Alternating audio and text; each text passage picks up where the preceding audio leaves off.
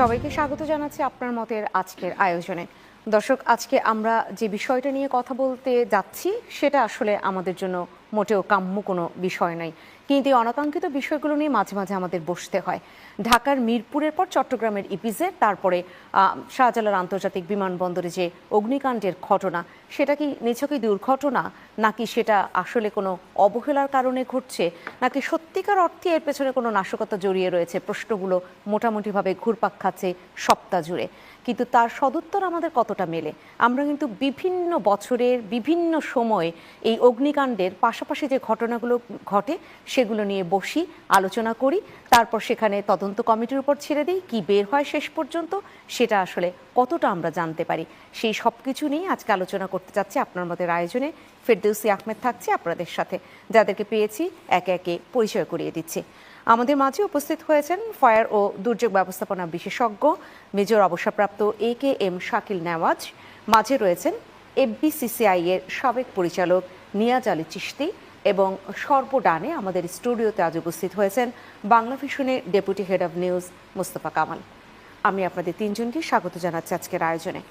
দর্শক, আমাদের এই আয়োজন আপনারা ফেসবুকে যুক্ত হয়ে দেখে নিতে পারবেন facebook.com/channel9bd.tv-তে। দেখতে পাবেন ইউটিউবেও youtube.com/@channel9bd-তে। আমি আমার কাছে আসি এই জায়গায়। আজকেও এরকম প্রত্যক্ষদর্শীরা বলেছে যে বিস্ফোরণের ঘটনা ঘটেছে, ড্রাম বিস্ফোরণ হয়েছে এবং সেখানে কেমিক্যাল থাকতে পারে। কী ধরনের কেমিক্যাল আসে বা কেউ যদি সেটা ইম্পোর্ট করে, সে তথ্য কি তারা দেয় না? মানে এখানে মানে কোনো একটা স্টোরেজে যদি কিছু রাখা হয়, তথ্য দেয় কি না? না, অবশ্যই তথ্য তো দিয়েই আপনি ডিক্লারেশন করে আনতে হয়। এবং আপনারা জানেন যে নতুন যে আইন রয়েছে সেই আইনে আপনার কাস্টমস যে আইন, সেই আইনে যদি তথ্য যদি কেউ গোপন করে তাহলে আপনার 200% তার জরিমানা হবে।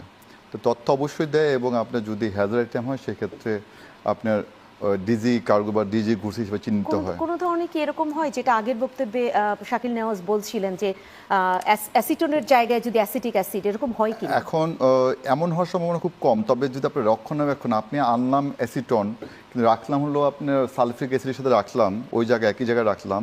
বা আমরা আমার একটা অভিজ্ঞতা রয়েছে আপনার এই কার্গো প্যালেসে যে গিয়েছিলাম আপনার, যেখানে আমি একটা লাশ ক্যারি করার জন্য ওখানে গিয়েছিলাম।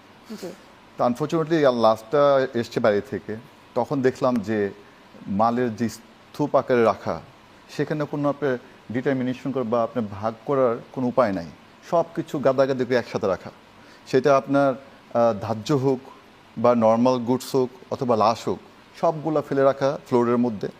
হয়তো কোনোটা রয়েছে আপনার বৃষ্টিতে ভিজছে কোথাও, কোনোটা রোদে পড়তেছে দীর্ঘদিন যাবত, কোনোটা এসছে হয়তো গতকালকে, কোনোটা এসছে হয়তো 3 মাস আগে, একই জায়গায় স্তূপ করে রাখা।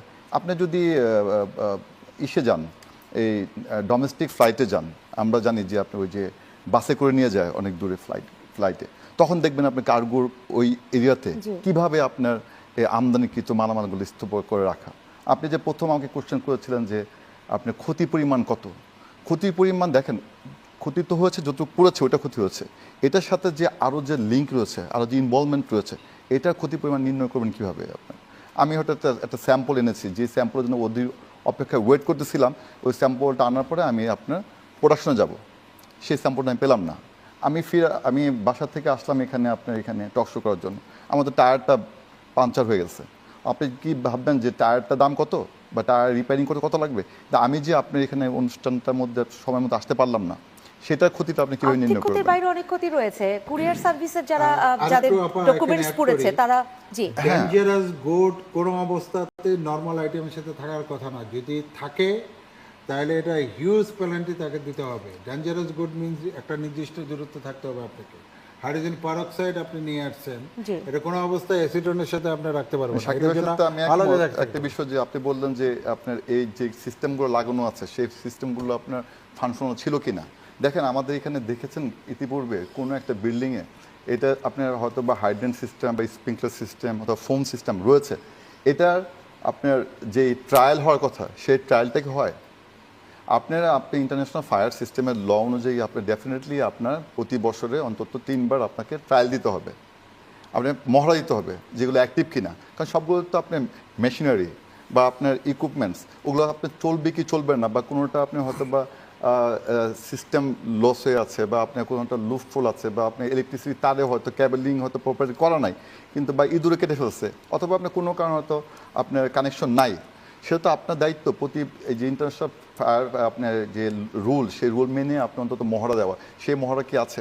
এখন প্রশ্ন অনেক। আমরা যেটা কি জি। করি, আমরা টোটাল সিস্টেমটা লাগানোই থাকে কিন্তু এটা অপারেশনাল আছে কিনা সেটা কিন্তু দেখবার সুযোগ নেই। আরেকটা বিষয় আমি একটা অ্যাড করি, সেটা হচ্ছিল গিয়ে আমাদের এই গভর্নমেন্টের যে স্থাপনাগুলো এগুলো কিন্তু পিডাব্লিউর আন্ডারে, জি গণপূর্ত মন্ত্রের আন্ডারে। আপনি কি জানেন এখানে কি পরিমাণ দুর্নীতি হয়, কি পরিমাণ তারা আপনার যারা যে সেক্টরে যারা কাজ করে, যারা কন্ট্রাক্টর, তাদেরকে বলে দেয় যে না আপনি কি লাগালেন সেটা দেখার বিষয় না, এখান থেকে আমাকে এত টাকা দিতে হবে, দ্যাটস দ্য আপনার ভাইটাল পয়েন্ট। এবং দেখেন আপনি প্রত্যেকটা গভর্নমেন্ট হসপিটালগুলো যান, ফায়ার সিস্টেম লাগানো, হাইড্রেন্ট লাগানো, কোনো কাজ করে না। স্প্রিংকলার লাগানো, সবগুলো লাগানো, আমরা দেখে অবাক হই যে কীভাবে কাজ করা। এগুলো আপনি একবার ট্রায়াল দেন, একটাও ফাংশনাল হবে না, অথচ গভর্নমেন্টের টাকা কিন্তু সেদিকে চলে গেছে কাদের কাছে? কিছু কর্তা ব্যক্তি, কিছু আমলা, কিছু হচ্ছিল গিয়ে আমরা এই নিম্নমানের কন্ট্রাক্টরদের কাছে, এবং খুবই নিম্নমানের প্রোডাক্ট দিয়ে করা হয়। আপনি দিনের শেষে যা হয়, আগুন লাগে, আমরা কথা বলি কিন্তু কাজের কাজ কিছু হয় না। তা না হলে যদি আপনি প্রপারলি সিস্টেম কাজ করতো তাহলে কোনো অবস্থাতে আপনি আগুন লেগে এত বড় অগ্নিকাণ্ড ঘটতে পারে না। নিঃসন্দেহে আমি নিঃসন্দেহে তাই। আমি একটা অ্যাড জি। করি। আমি জাস্ট 5-6 মাস আগে আমাকে ডেকেছিল স্বনামধন্য একটা কার্গো এয়ারক্রাফট কার্গো ইয়েতে, সেখানে স্প্রিংকলার আছে, ইয়ে আছে, সব কিছু বক্সটক আছে, কিন্তু পাম্প নাই। Just the reality. হ্যাঁ, পাম্প নাই। আমি বলি কি করছে এটা, কি কয়টা কন্ট্রাক্টর চলে গেছে, পাম্প নাই। এখনো যায় যদি যান এখনো পাবেন পাম্প নাই।